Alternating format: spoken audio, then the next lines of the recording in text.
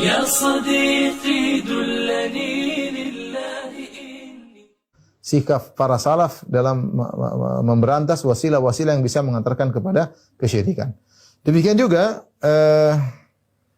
dilakukan juga oleh Umar bin Khattab radhiyallahu anhu, sebagaimana disebutkan oleh Ibnu Ishaq dalam Al-Maghazi dari Abu Aliyah, dia mengatakan, ya saya bacakan terjemahannya, tentang sikap Umar terhadap kuburan Nabi Daniel, ya.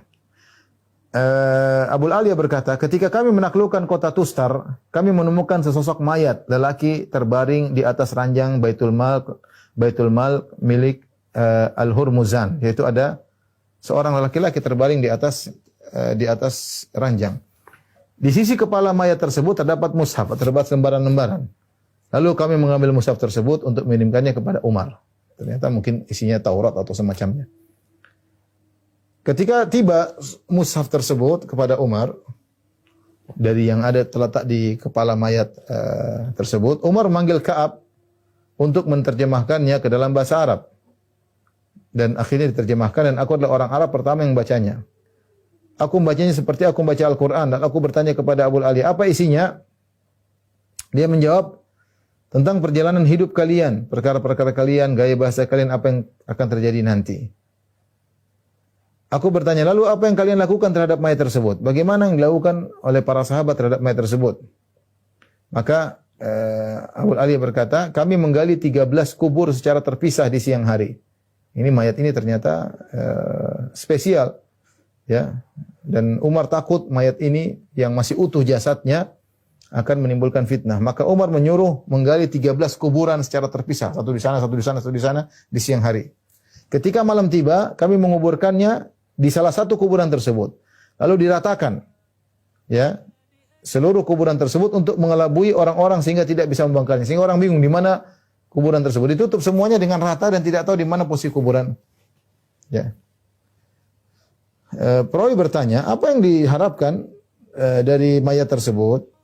Ia menjawab, jika hujan tidak turun kepada mereka, maka mereka akan bawa mayat tersebut keluar sehingga hujan pun turun kepada mereka. Kalau mereka penduduk kampung tersebut, kalau tidak turun hujan, mereka keluarkan mayat tadi di atas ranjangnya. Kemudian mereka minta hujan, maka turun hujan.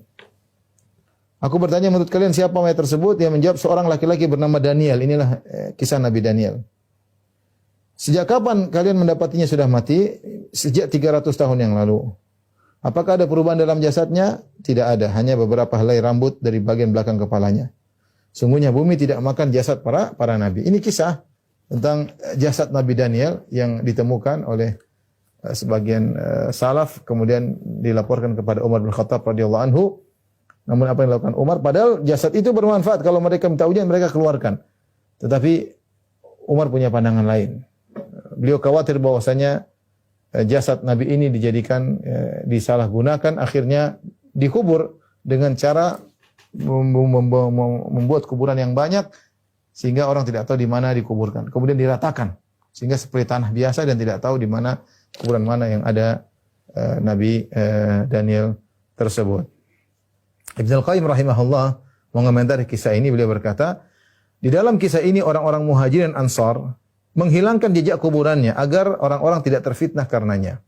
Dan agar mereka tidak mengeluarkan mayat tersebut untuk berdoa di sisinya dan berharap berkah darinya.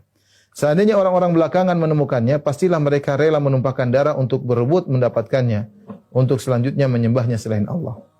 Jadi berbeda antara salaf dengan orang sekarang. Jadi itu digunakan untuk minta hujan, justru Umar